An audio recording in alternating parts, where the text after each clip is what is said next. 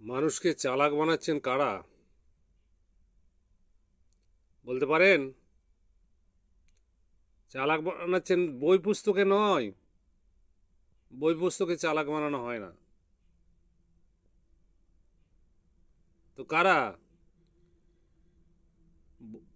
যত ঠকবাজ আছে দুনিয়ার, যত তোলাবাজ আছে,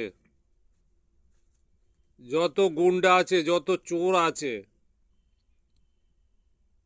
যত ঠকাচ্ছেন, ভালো মনের মানুষ হয়ে ভালো ব্যবহার করে মানুষকে ঠকাচ্ছেন।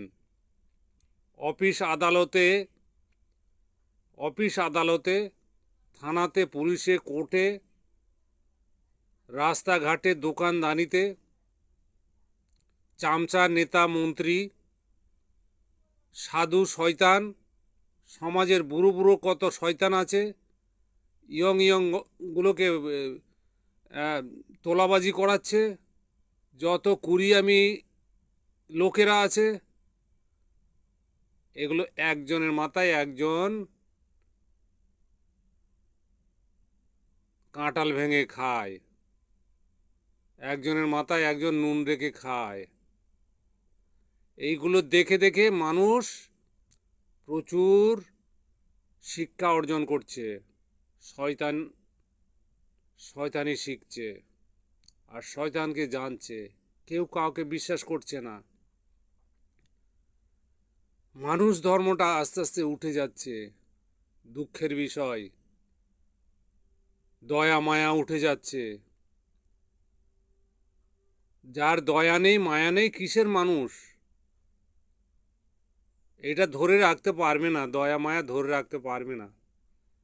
চারিদিকে চোর, চারিদিকে গুন্ডা, বদমাশ, ডাকাত, চিটিংবাজ, তোলাবাজ, চারিদিকে ভরপুর। বাড়ি থেকে একটা পা দিলেই আপনি ওদের ফেরে পড়বেন। তাহলে কি করবেন? যত সরকার আসবে, নেতা মন্ত্রী আসবে, পাল্টাবে, যত বুদ্ধির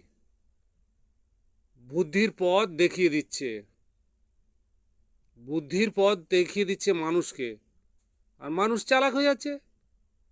আর একটু বিদ্যা পড়াশোনা করলে সব ওজন করে নিচ্ছে,